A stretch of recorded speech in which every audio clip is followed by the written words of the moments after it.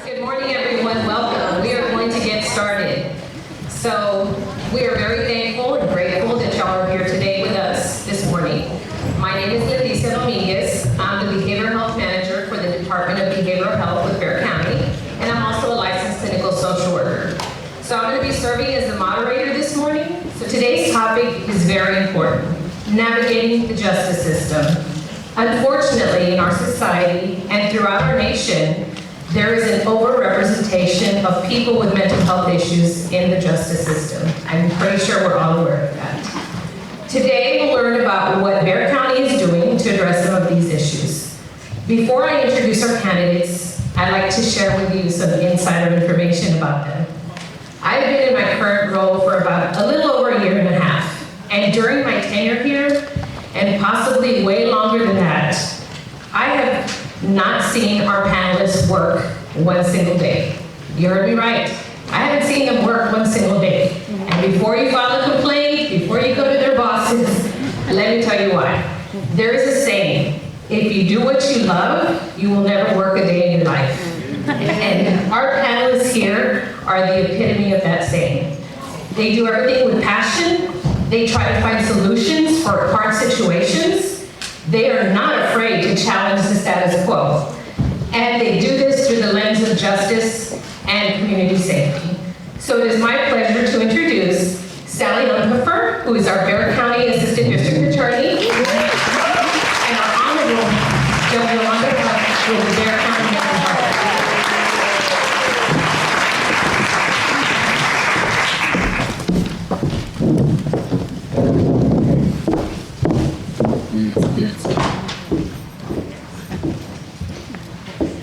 See if I can navigate this like Sally told me.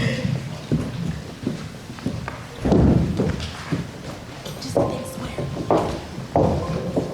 Not good. First reading there.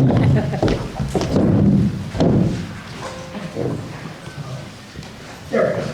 All right, so I'm going to introduce myself again. I am Judge Yolanda Huff. I preside over a criminal misdemeanor bench, and I preside over the mental health court for Bexar County. Now, I ran for this bench in 2018, so I won. I was sworn in on January 1 of 2019, and the mental health court was already in that court when I ran for this bench.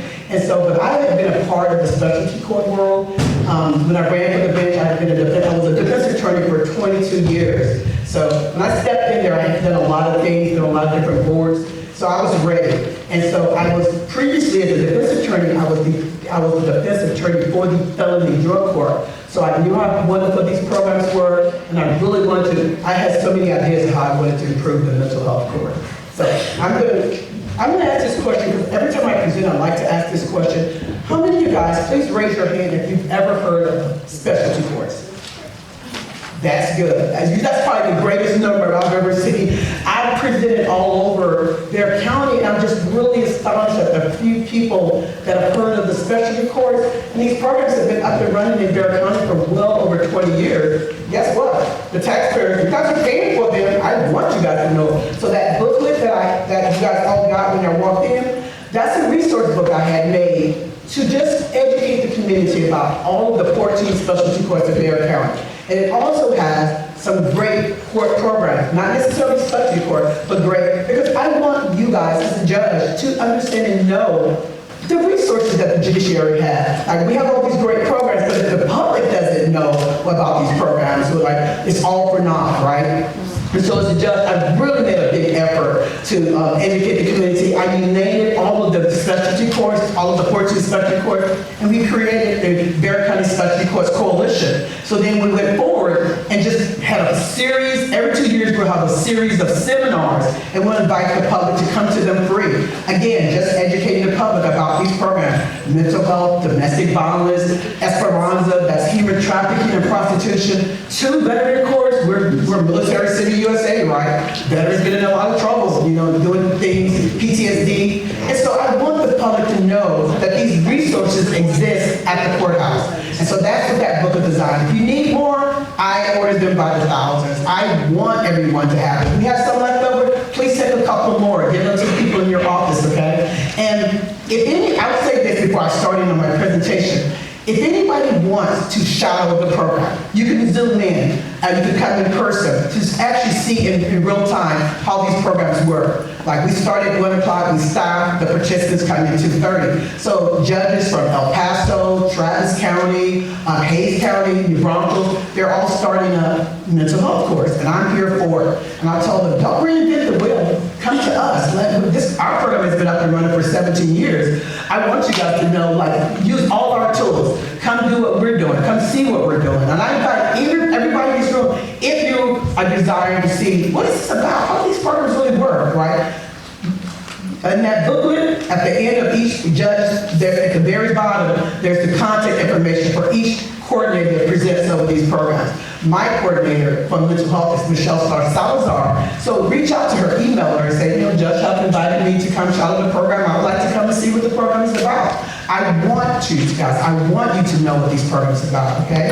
All right, so it all stops up. And I'm on the timer because I know we have 20 minutes, okay? So I'll start off explaining that in Bexar County, at the courthouse, we have 3 different judges that preside, that really deal with mental health. So we have Judge Oscar Kazin. He deals with civil commitments. That is someone that is not involved in the criminal justice system, but that individual may be a danger to himself or others, and the family or some friends want that individual civilly committed. That's what Judge Oscar Kazin. Judge Oscar Kazin is a probate judge.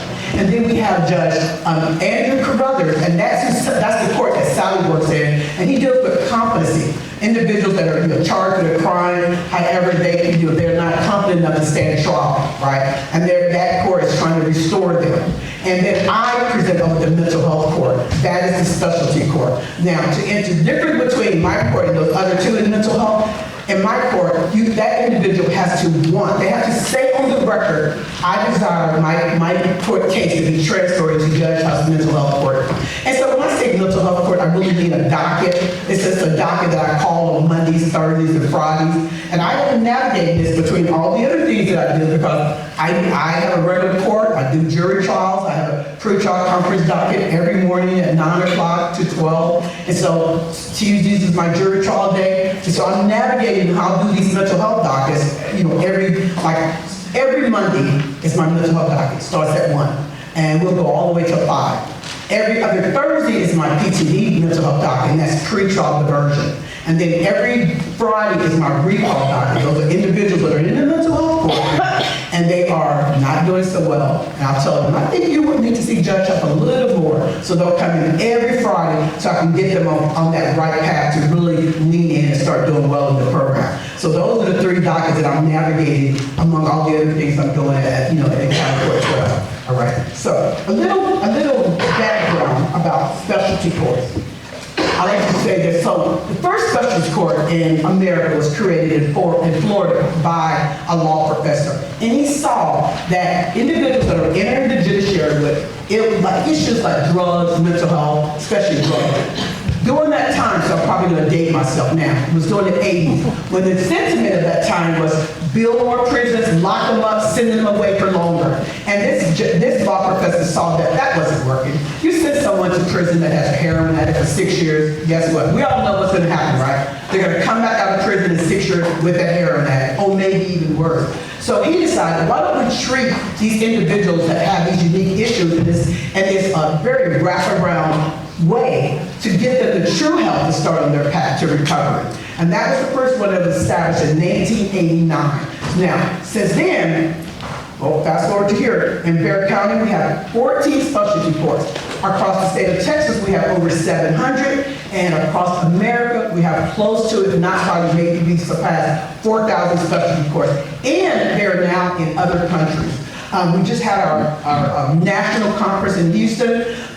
Close to 9,000, 10,000 people will show up. I was actually a presenter at that national conference. And it is wonderful. I love to go every year to refresh myself, to learn new things that are going on and how I'm treating the participants in the mental health court. All right? So that's a little background with that. So the mental health court in Bexar County is probably 17 years or more that's been up and running. I am the 3rd judge to preside over the mental health court for Bexar County. Like I told you guys earlier, when I took the bench in 2019, the mental health court was there. And so I took it, I went hit the ground running with it. Now, we probably have close to, dealing with all the three different doctors I deal with, and my whole team fills, with three other team members, fills the whole felony PTD program. And that program just got started about 2 years ago. But my mental health manager, Michelle, she's the mental health court manager for Barnard Hill, and helping him get that program started, excuse me. So probably close to over 100 participants. And so how it starts is that an individual gets arrested, you have to be in the judiciary, okay? You have to have a case. In my case, and I am the operative of the misdemeanor mental health court, so it has to be a misdemeanor. And it can be anything. It can be a DWI, an assault case, a theft, criminal trespass, right? And that individual, like I said, wants this document. He wants his case to be moved to that document because it's completely voluntary. I cannot mandate or order anyone into this program. And so how it works is in Bexar County, we have 15 county courts. 2 of the courts are they're dedicated civil courts.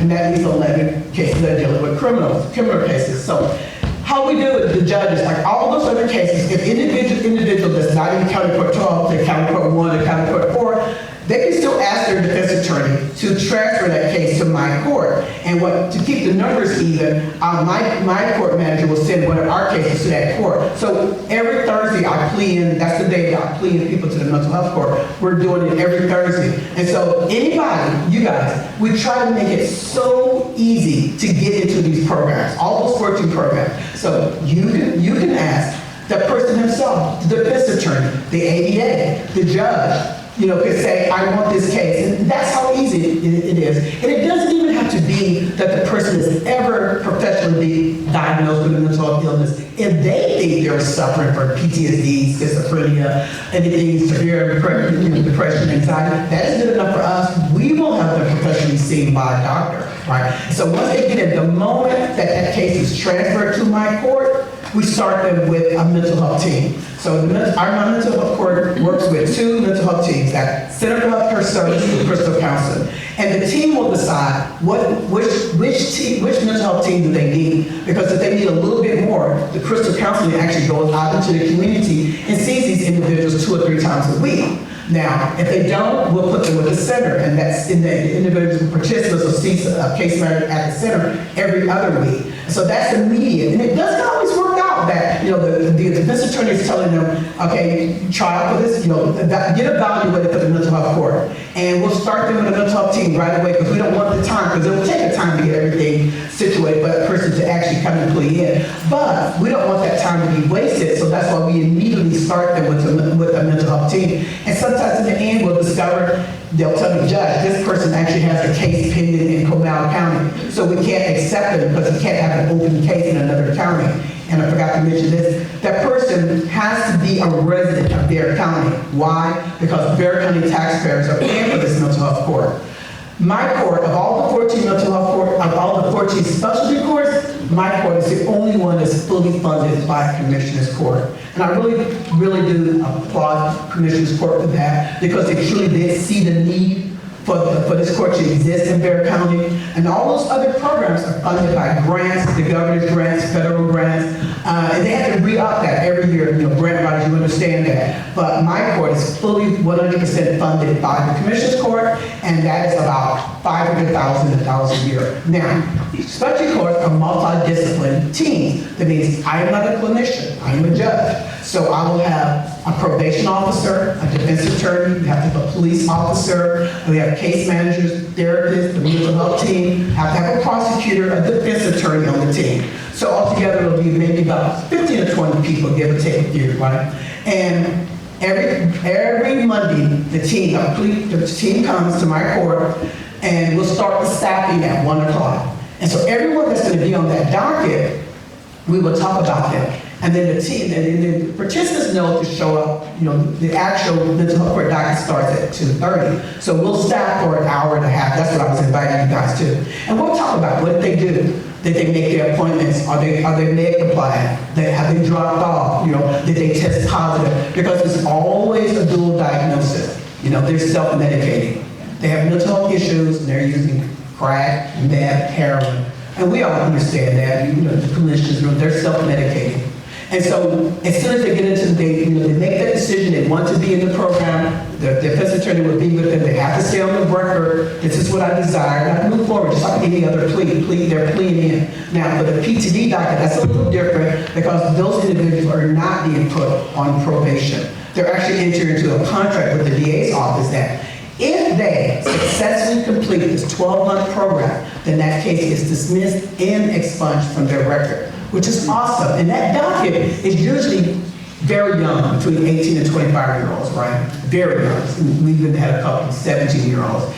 And we've asked the DA, increase this docket. Let us help more, because we cannot admit people into that docket unless the district attorney's office gives us permission, because it's their case. And so we'll say, we think this individual is a good candidate for the PTD docket. And then we'll get this, my ADAs on the team will talk to their supervisor, and they'll determine if this person will be a good candidate for the PTD mental health docket. And I'll tell the participants all the time, are you guys on probation? No, Judge. Okay. Because if they don't do well, I have to send that case back to the court that it came from, and they've already waived their right to a jury trial, and they're going to be on probation again in the other court. And I use that as an incentive. Do this. Look, I may not get these. So I'll tell the 18-year-old, your 18-year-old self, your 50-year-old self is going to date your 18-year-old self if you keep this case off your record, if he gets expunged. Because if you have an assault, and I would say 99% of the cases on that PTD docket are assaults. Someone has a mental health issue, a young person, they're fighting their siblings, hitting their stepdad, and then the cops are called. And that family doesn't want this individual to go to jail. They just want help for their loved one. And they're at their wits' end, and I get it, right? And here they are now in Judge Huff's mental health court. And then they're made that one decision that they want to come, but as soon as they get into the program, they're not making their calls, they're not attending their appointments, And it's a step-up program because we use incentives and sanctions to get them on this path. I call it their path to recovery, that 12-month period. I'll tell them it's fine now. It's just 12 months, right? And we'll use incentives like if they get to the third phase, because it's a 5-phase program, they don't have to come down to the court, they can appear on Zoom. And that's our halfway point. And then once, 5 phases, 1 year, and each phase, besides the first phase, is 90 days. And so when they get to the end, we have a big graduation ceremony twice a year. One is coming up in December, and I invite everyone here to attend it. I'll tell you, that will be the most inspiring thing that you'll see in the judiciary. Bring your box of tissues because you will be crying. It is just so inspiring. I went to the Veterans Court one, and oh my God, I was tears because those veterans have been through so much. And it's an organization out there that takes the flag that flies over the Capitol, and their moms iron it, they repair it, and they give every veteran a photo. Oh, it's just so inspiring. If you've never been to a special court graduation, please, go on social media. They are just, like I said, the most inspiring thing you'll see in the judiciary. Because people that are falling down in life, and then they're on their feet. And they don't want to do it, and I'll say this program is extremely hard. It is hard. I want them to know how hard it is. But I'll tell them, there is nothing in life that is worthwhile having that is not easy that is hard, easy to get. Climbing Mount Everest, running a marathon, raising a child successfully, good marriage. If it is hard to obtain, then it's not going to be easy to get. So I'll tell them, why do you think this program is going to be easy? The defense attorneys will say, Judge, how that program is so hard. And I'll say, why did you think it was going to be easy? To change someone that's been a prostitute for 10 years, heroin addict for 20 years, and now they're in my program. Do you think that is enough time, 12 months, to get someone like that to flip how they think? I'm coming up against, bad coping skills, toxic family dynamics, the mental health issue, on top of the substance abuse. And I'm trying to get this person to think a different way in 12 months. And I really don't think it's enough time. And I know some of the other programs that go 2 years, like the felony drug court goes 2 years, right? So, yeah, it's hard, and I want the individuals to know how hard it is, but I challenge them. I'm not saying it'll be easy, but I'm saying that it's going to be worth it. And the program is very successful. In our mental health court, our success rate is 87%. So that means only 3% recidivism. If they complete this 12-month program, we do not see them in the judiciary. That's how we measure the success. Do we see them arrested again in the first year, the third year, the fifth year? And that's a 3% recidivism rate. And I say that's very, very good, right? And I want you taxpayers to know that's what your money is paying for.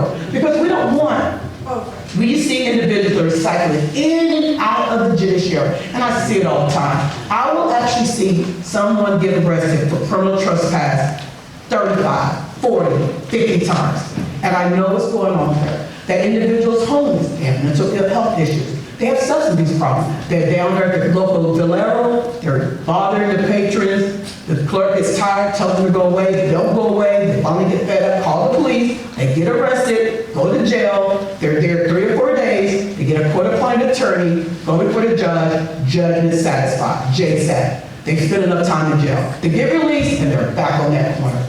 Right, over and over again. And you guys are paying for that. That's taxpayer wasted money in my book. Because if we can get them into one of these programs, we're getting them successfully on their path to where they really should be in life.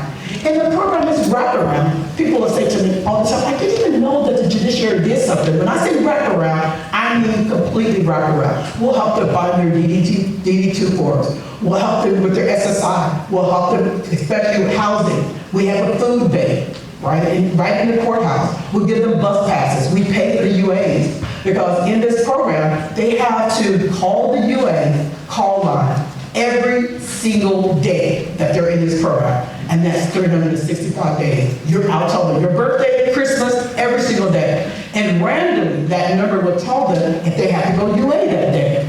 And then the UA call line opens up at 7. They have till 4 o'clock to get over there to UA. And if they don't make it, they're going to hear from me. The court, the staff is telling me, Judge, they didn't call, they had the UA, they didn't make it over there. And I'm asking them, what happened? Because, and when I said it's a step up, the first time I'll give them an admonishment, a lecture about what this program is. The next time I may give them a jury box sanction. They'll have to come to court and sit in my jury box, no cell phones, and just listen to me drone on with my court. Not interested for them, but some of them say they like it. But that's a jury box sanction. And I'll maybe do something like, I gotta wrap it up. Maybe do something like make them write an essay, right? To understand the responsibility, the state, the stability, the accountability of why we're doing these things. Right. So I'm very passionate about the mental health court. I'm going to yield my Sally's going to come up, and then you guys say your questions. I'm here for it, okay? And please, those books, enjoy those books. Research, do your research. That they're purely meant to educate the community about what the judiciary is doing for all these unique issues, okay? Thank you.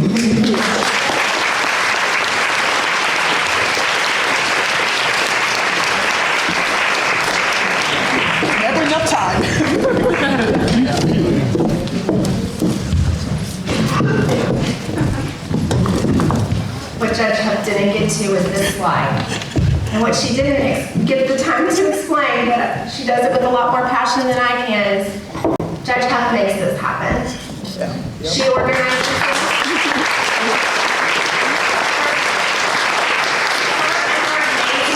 I don't know if Michelle was able to make it, but her and her amazing team, cap, gown, gifts, decoration, lunch.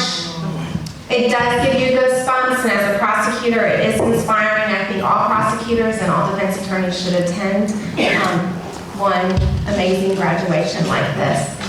Last night, Judge Huff and I attended a dinner, and there were some speakers, some wonderful speakers at the dinner, and one thing they mentioned was relationships, and how relationships are key to pulling someone into recovery. And I think, I know, I've seen relationships with the judge are just such an amazing pull factor in recovery.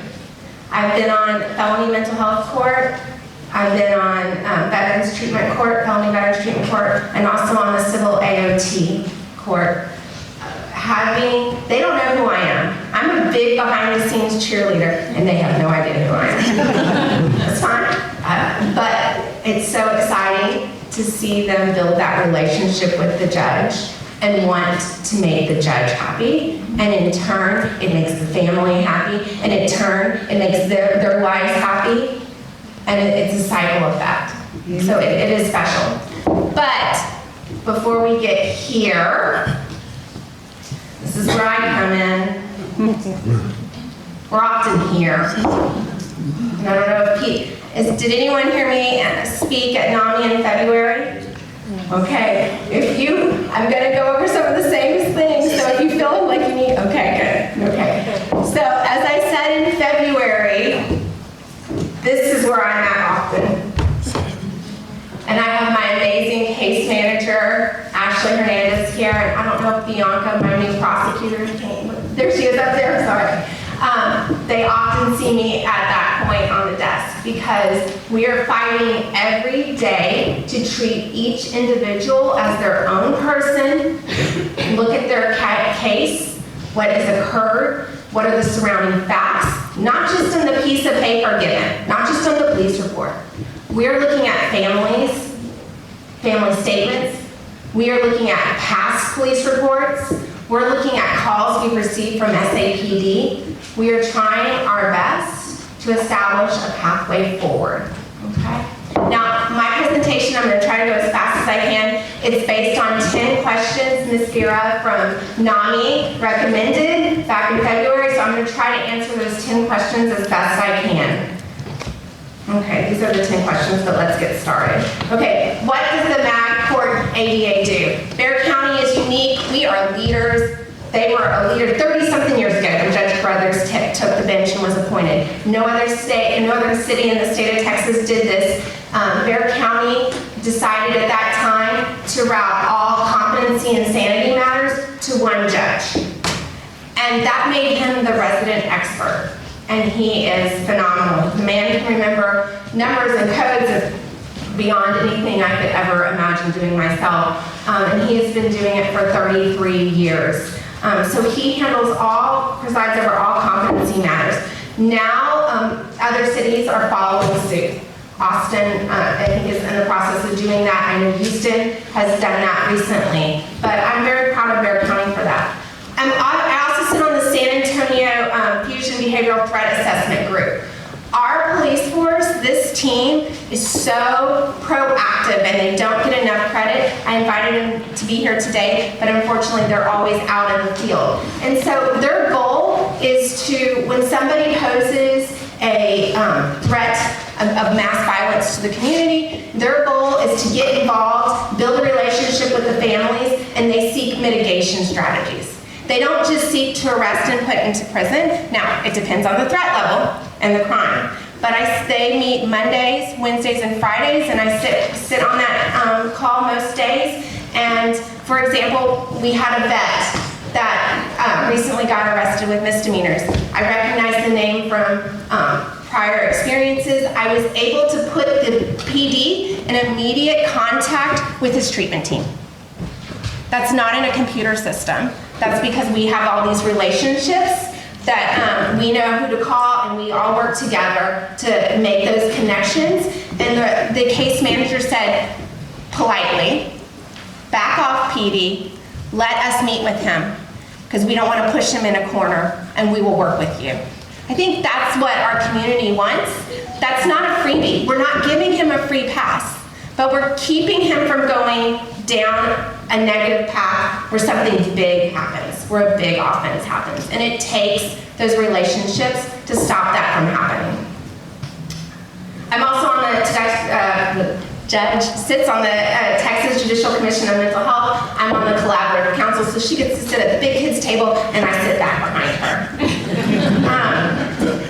And so, again, we evaluate each individual. We consider everything, all the collateral, and our goal is to find the most appropriate pathway to keep the community safe, to keep the family safe, and to keep the individual safe.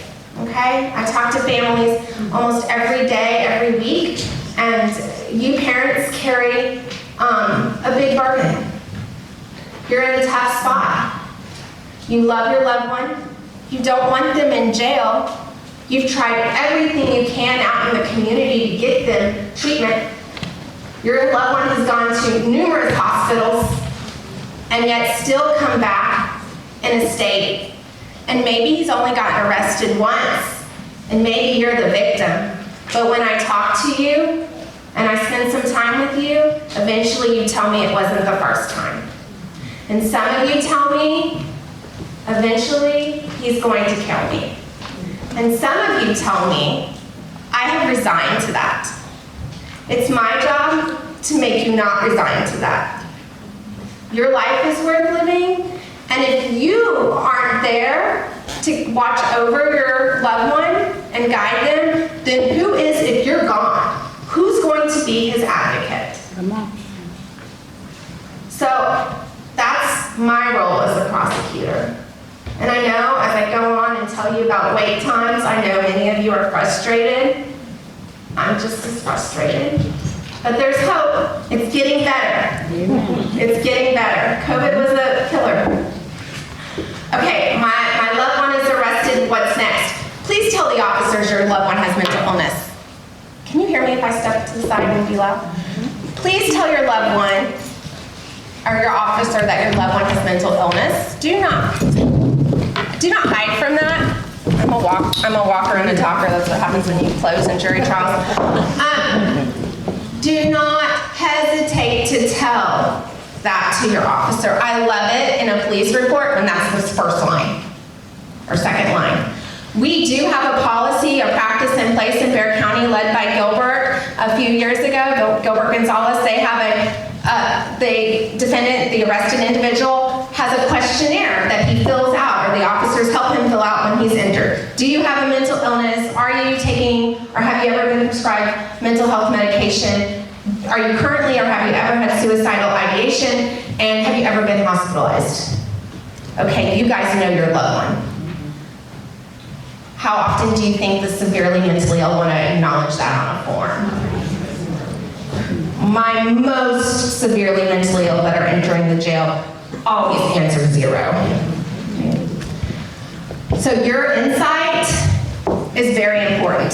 Also, if you're calling PD and you're seeking an emergency detention or mental health, please tell your officer, give him all you can. Okay, I know he has a knife in his bedroom. If you can, put your safety first. But if you can get to the side, if you can tell that to the side where you're not in danger, the more information they have in that call, the more helpful it is when they arrive at your house.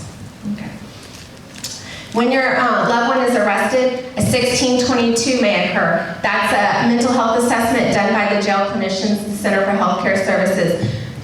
This young lady over here, this amazing judge, has been a huge proponent of 1622s across the nation. The legislature implemented it, but the local agencies did not know how to effectuate it, I guess would be the expression. And then she got involved and lit a fire in the state of Texas, a fire that was needed. I've been involved for 7 years in all of this, so I've watched a big evolution. But the 1622, thanks to Judge Huff, has become a state-centered tool to really quickly identify people in the jail. And so with that, if you have a nonviolent offender, you are likely to be screened for a PR bond, and they will give you no bond, no bail needs to be posted, but you have conditions. I'm a big believer in conditions. We're not just letting people out of the jail. We're saying you have to do things. You have to go see this clinician. Here is the appointment. You have to go take your medication. You have to get involved. You may have to be UA'd, okay? So it's not a free pass. There are conditions. Let's see, okay, this is the big one, and she's actually sitting right in front of me. If your loved one's in jail and they need medication, you can call jail mental health. Denise Decotel and her team, she's right here. She will be more than happy to take that information and get it to the doctors. We are in constant communication. Her team is doing a very tough job in the jail, especially during COVID. You know, essentially they're in jail too, and they're there treating some very ill individuals, but she will be eager and happy to assist. Now, let me just say this. You can give information, but unless your loved one signs off on a form, as you know, she might not be able to give you information, okay? So that should never, though, stop you, whether it be the jail or a local hospital. If they try to blow you off and say, you don't have to, or we can't give you any information, you stomp your foot, you say whatever in a gentle, firm voice, and you tell them, I'm not asking for information. In order for you to treat my loved one, you need to listen and hear what information I have to offer. The doctor needs to know that he's hitting me. The doctor needs to know that he has knives under his bed and he's flipping mirrors around, or she, and Bible verses all over. And if they don't take that call, you call back. And you keep advocating. You can give information. Amen. Okay. I better speed up here. How to find an attorney to represent your loved one. There are great attorneys in Bexar County on the wheel. There really are. The same people that are appointed are also the same people you could hire.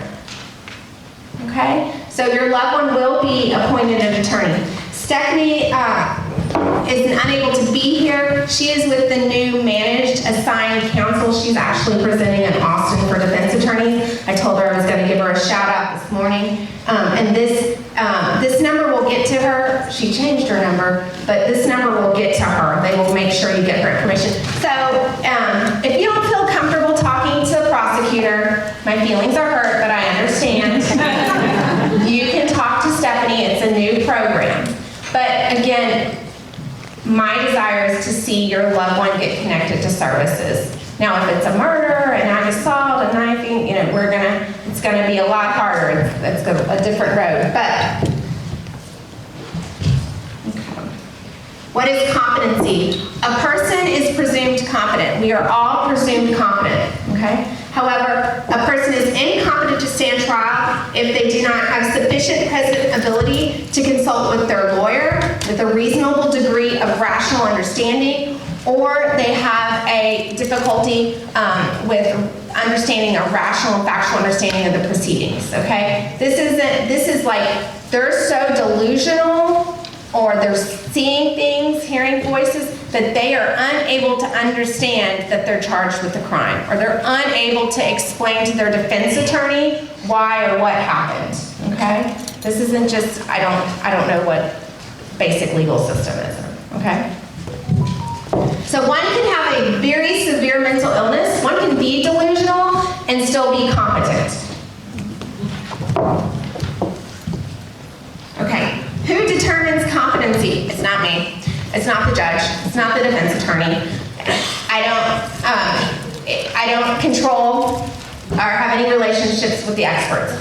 The experts are appointed by the court, by Judge Carruthers, and they have to meet certain criteria to be a forensic evaluator. And it can be an MD, a psychiatrist, who meets those criteria. It also can be a psychologist. Unfortunately, as you well know, psychiatry, psychologists, they're hard to come by. And that does affect us.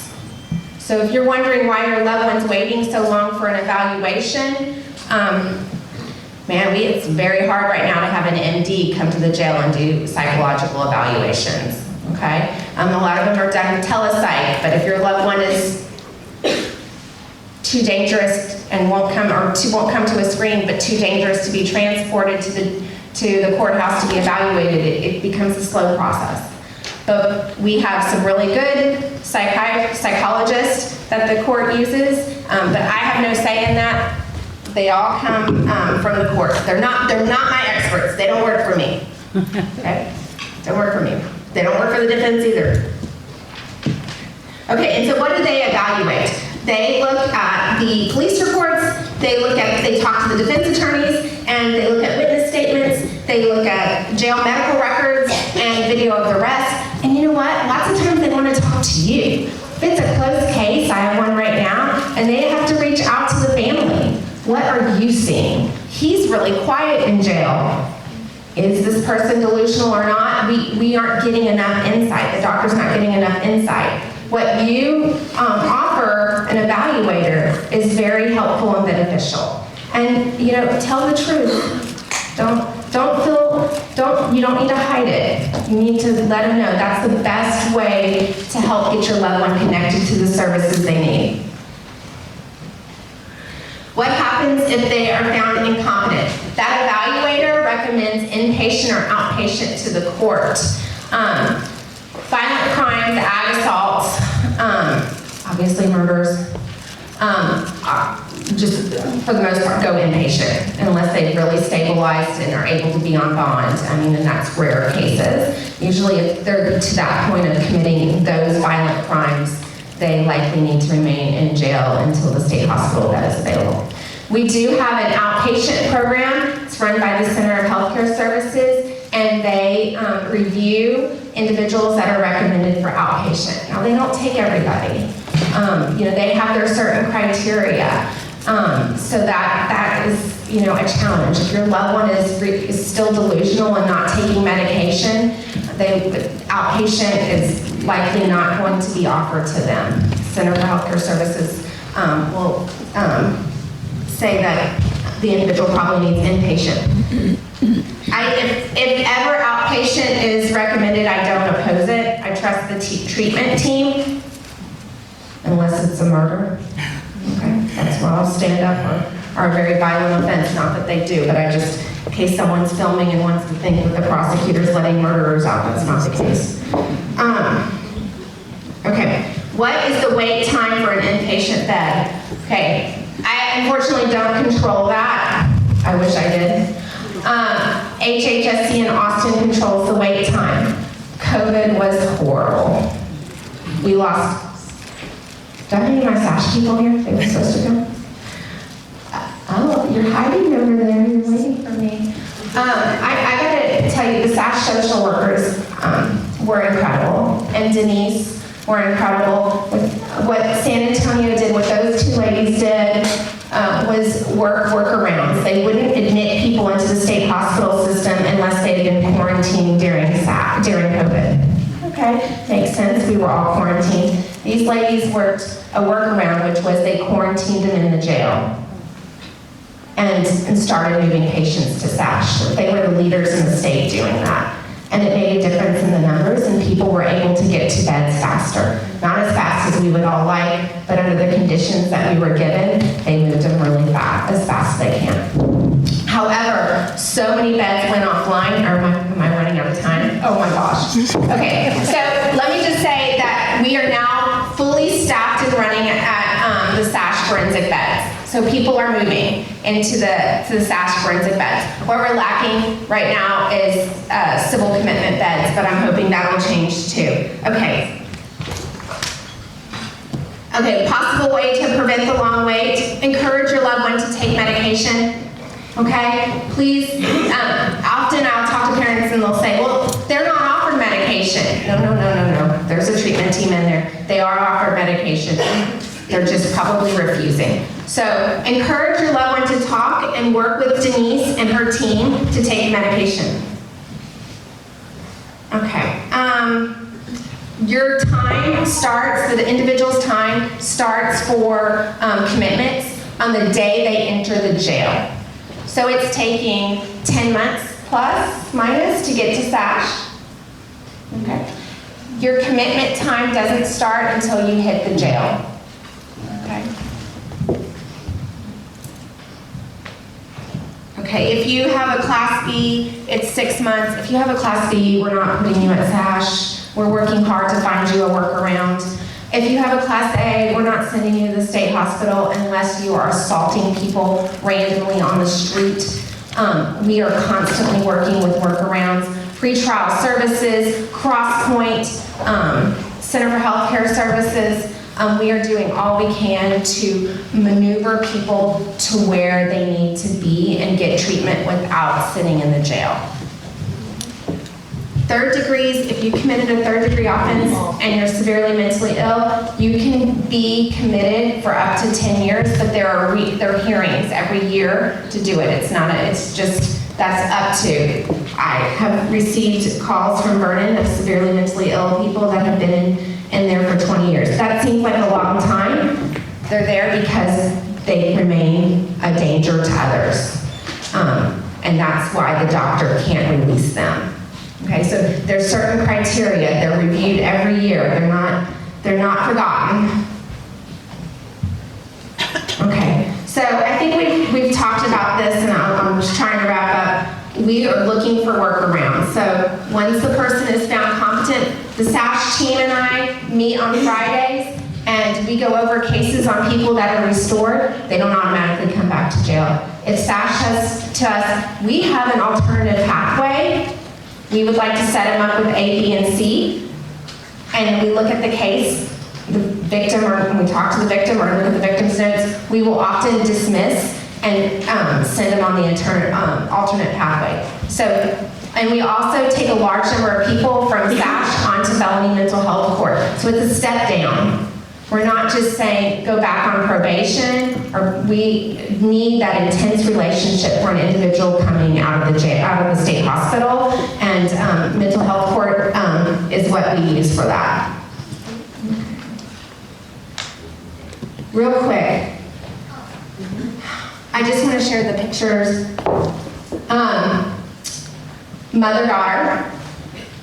Brother's not in the picture, but brother was cycling in and out of the jail. Brother was showing up to mom's house delusional. Sister lived in California, was calling me constantly, begging for help. Brother ended up getting arrested for a theft. No big deal, right? Theft enhanced, because he'd done it so many times. No big deal when you look at the charge.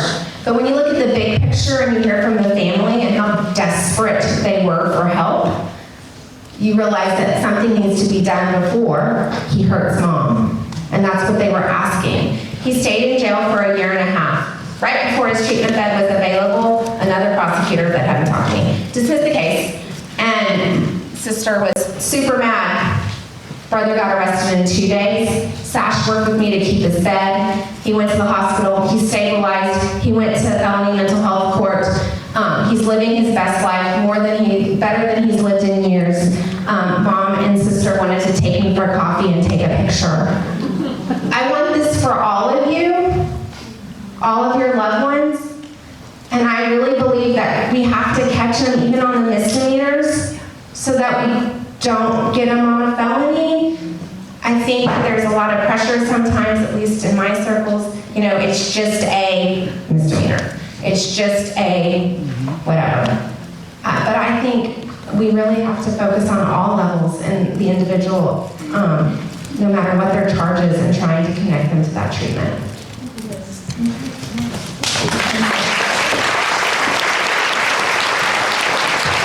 Thank you. Before we get to the question and answer, let's give them a round of applause.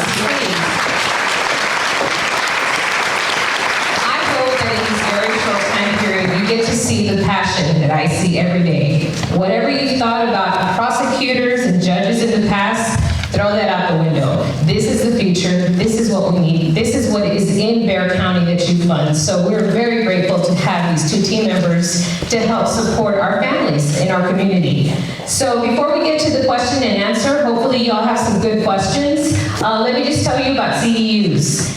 If you need CEUs, please make sure that you signed up, and also please make sure that you fill out the survey. We have Miss Dakota over here who will collect all the surveys, so if you want CEUs, please turn that into her. So now, we can begin with questions. We can either stand up and you can ask the question out loud, or you want to come up here and I can give you the microphone. Does anyone have any questions? Here we go. I'll go from here. My question is, can a spouse of a defendant request that their spouse, the misdemeanor case be transferred to the case or court that Honorable Judge Huff spoke about? Yes, that's what I was saying. We make it so easy. Anyone can say, the defendant, a family member, a judge, an ADA, I think this case should be transferred over to the mental health court. And that's all it takes. And then my coordinator gets the referral, we set up an evaluation, we determine if they're eligible, that which docket, mental health court or the PTD mental health court they would be on. Yes, anyone can refer that case over. But the biggie is that individual has to want to come into the I cannot order a mandate here. He has to say on the record, this is what what I want. I want my case to be transferred to the mental health court docket. And it doesn't matter what kind of case. It's DWI, steps, everything. Like they can come in, okay? Yes, sir. This is a follow-on question. My son's incarcerated in Maricopa County at this time. And my question is, can we have a case transferred from the state of Arizona? No, we cannot. Okay. We can't even take if they have a case in another, like even in Comal County. Well, that's my question. When you had raised that, I thought, okay, let me ask. No. But what we can do, like you say this is your individual, your loved one is already on probation and they never went to the mental health court. If we can take that case into the mental health court, even though they're already on probation, we do a lateral transfer and we'll start working with that individual. Okay, so if I get a deferred adjudication and that case is in Maricopa County and he gets... No. So we cannot take any cases out of state, out of county. Gotcha. All of these cases have to be in Bexar County. Now, some of the specialty courts, like the felony veteran courts, they will take individuals, veterans that are out of county. And my particular court, I cannot. Like we go by guidelines, like the state guidelines. So I cannot take any cases out of the county or from another state. Thank you. Have to be a Bexar County resident. I have a pretty big voice. Okay. I saw on page 30, there's lots of different courts for juvenile offenders. Everything that you guys discussed here, is it similar for juvenile Yeah, offenders? all of these programs, the specialty courts, run on the same model. Like I can tell you the one thing that goes through all of these courts is substance abuse. And then that's the one thing, and then it's mental health, domestic violence. Like we have to determine if they, what is the substance abuse? Like dual diagnosis, like drug court, the GWI court, they'll evaluate them. And sometimes we'll get an individual that's a veteran, he got arrested for DWI, but he has PTSD. Which court should he go in? Right? So many. And so the courts themselves, like I have a case that's in the adult drug court, and that judge will say, Judge Huff, I think this case should be properly in your mental, because what's presenting, what's making, is the PTSD making him drink, or is the drinking making him, like, we want to know what's the thing that's presenting the most that's causing the issue that why they're coming into the judiciary. And the judges do, we all know that there are 5 in that book, 5 on the county court level, on the county court misdemeanor that deal with all these issues that especially courts we have in Bexar County. Another question? Anyone else? I have a question. So does the referral system, is it different for misdemeanor court than it is for the No, felony? it's still the same. I mean, look, Sally probably has. The question is the referral system different from misdemeanor or felony court? It's similar.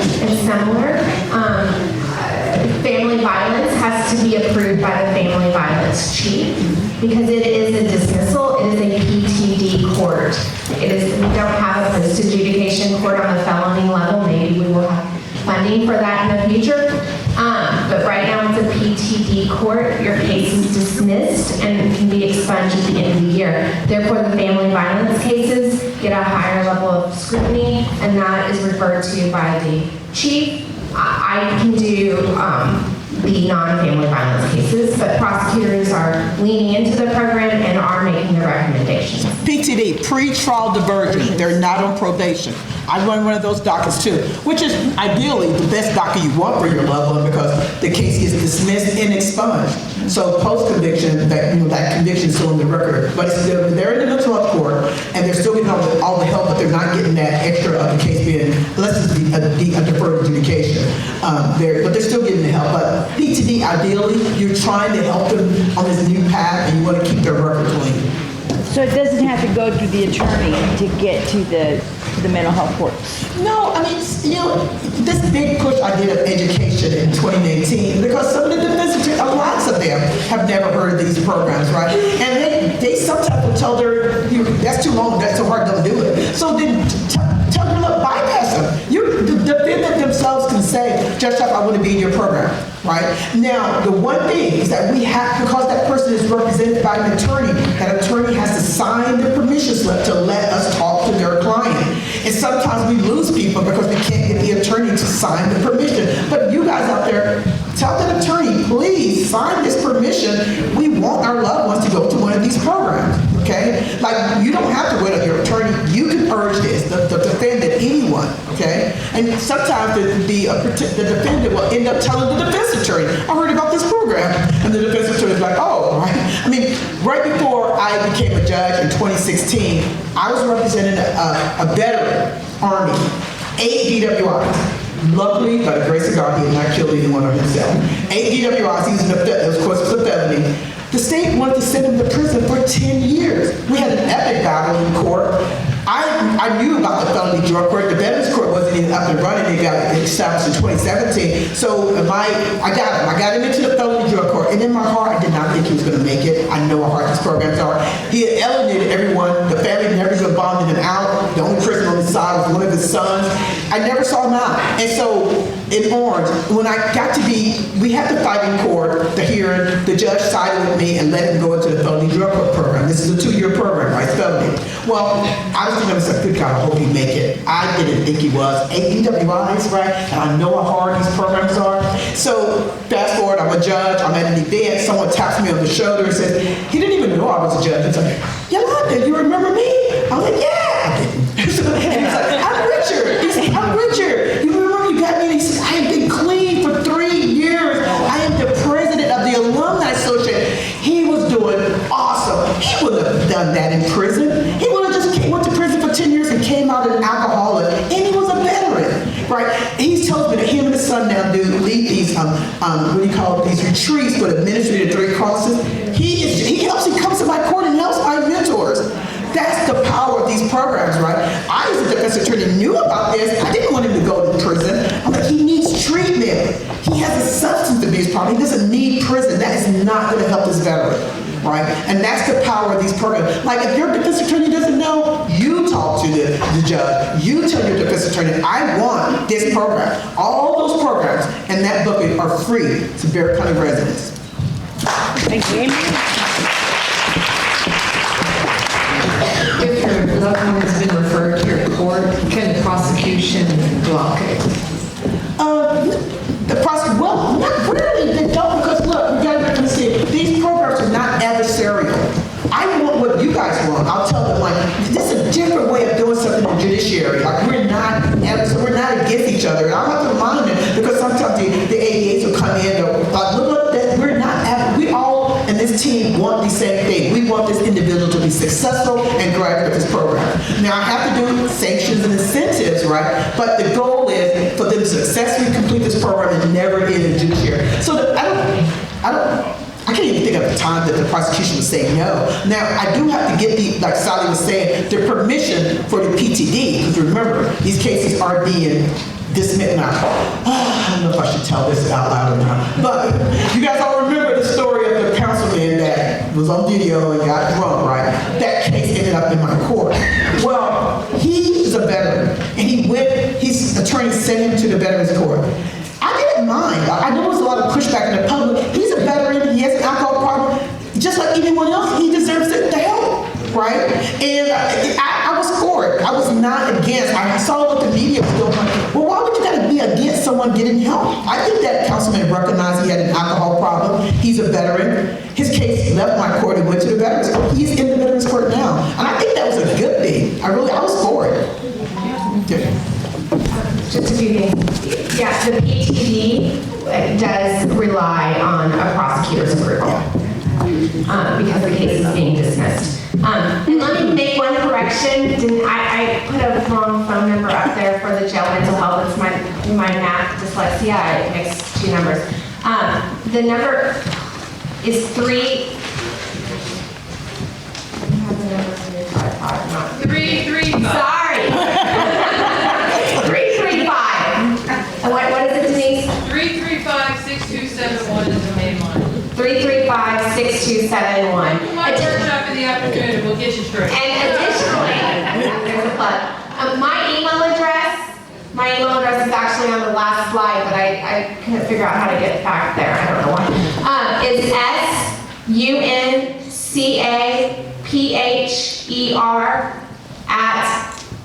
SUNCAPHER@bear.com. Very last one. There it is. There it is. And Ashley Hernandez is my case manager. Can I real quickly give a shout out to a group of people here? There is the AACOG IDD services individual sitting here.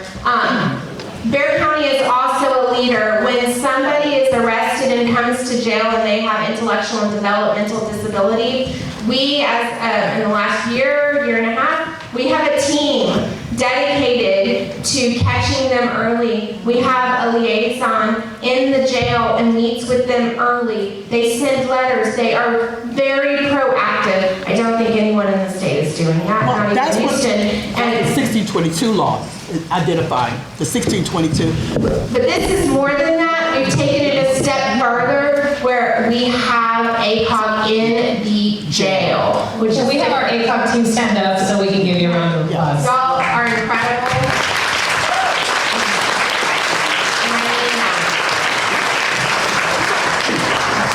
What Sally was talking about earlier about the 1622 law, that is a law that was implemented in the state of Texas in 1993. And what it states is, I'm going to give a little short synopsis, that at the onset, when the police officers come to arrest anyone, the officers have the discretion to determine if this person is having a mental health crisis, and they can divert that person. They don't have to arrest. That they urge the officers to do it. Of course, everyone ignores it. So then when that person gets arrested, right, the 1622 is just a one sheet of paper that seeks to identify, does this person present with mental health? Because if we know that from the onset, then we can divert them to other issues in the jail.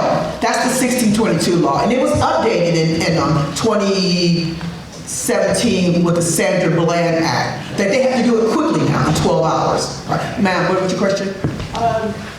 My question is related to what you just said, because what I've experienced with a family member is that if the person does not agree or does not admit to having a mental health, they will not do it.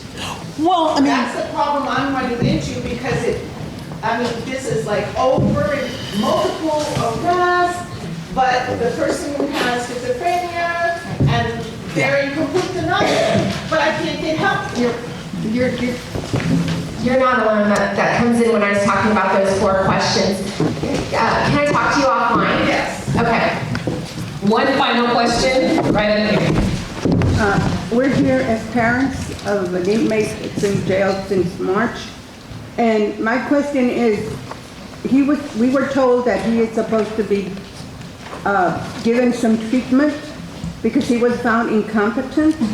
And he was supposed to get 120, I think, hours of treatment. 120 days. Okay. So unfortunately, that 120 day does not start running until they arrive at the state hospital. But they receive treatment and Denise, and medication.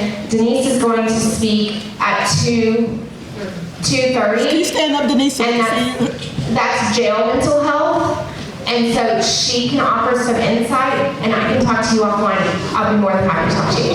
Okay. I think it was one question over there in the corner. Yes. So what about when you have a family member and it's in a rural area, not Barracks County, but how do we present this in those? Well, I mean, that's when I talked earlier about people coming to my court to shadow the program. I know that Uvalde, we've helped Uvalde, we've helped Hayes County, Cornell County, and these counties, they're started, that Judicial Commission on Mental Health, that's a state program that deals with the judiciary and mental health for the state of Texas. So I'm a commissioner, so I know that the work that they're doing to help these 254 counties in the state of Texas do what Bexar County is doing, establish a mental health, because we know that the need is so great there. And the rural county, they're coming on board. You guys would not know that Texas gets a bad name in Bexar County, you guys, about mental health. They are really doing, to me, as a mental health court, a great job in helping us. The Commissioner's Court, Nelson Wood, Jessica, they are really on board. I think that when I present in like another state, people are surprised about all the things that we have going on. It's the thing that you guys don't know that. That's the big education push. I want you guys to know what the judiciary is doing in the way of mental health. Because I'm hearing comments on social media, oh, they're doing nothing. Like, they don't know how much is really going on at the courthouse. Mr. Ross, did you have a question? Thank you for being here. One more. Okay. What was one more? Yes. Are victims, if there's a alleged victim in the case, is there input besides of alternate treatment? and programs. You want to know if the victim, like in the If there's a less victim in the case, is there input, a factor in deciding that person goes in? Sometimes, yes. Sometimes the district attorney's office will say that to me, and I'll say back to him, okay, so if this, say, whatever, defendant has hit someone or beat someone up, and they're mentally ill, and the victim has said, no, I don't want them to go into the PTD program, and I'll say, well, don't you want that person to get help? Because then the case is going to get dismissed, and they're going to be back on the street with their mental health illness, with no help, no tools on how to deal with the mental health. I want the victims to understand, yes, I would love them to be a part, but I want them to understand that the mental health courts are the most aggressive, intensive programs to get someone with mental health back on their feet in line.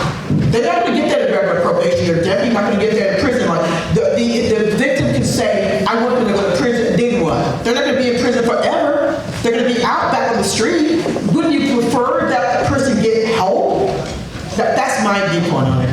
I have a little different viewpoint.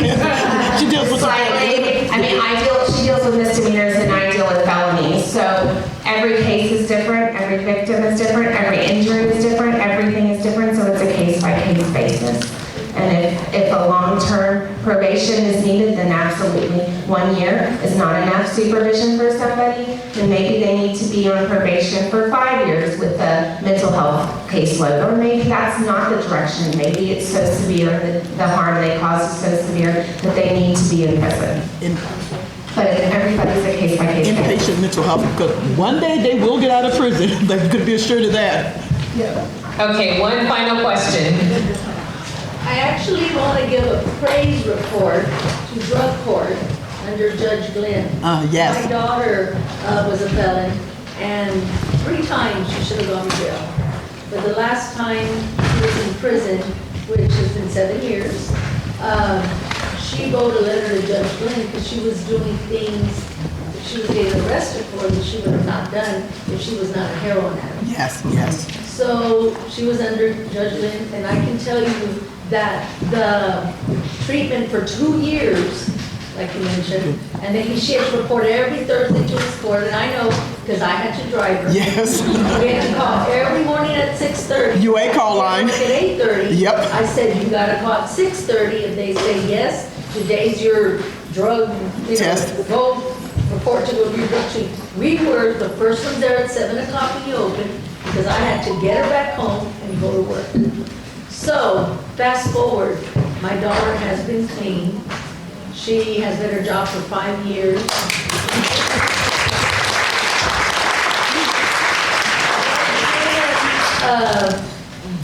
Was hard but very nice. Yes.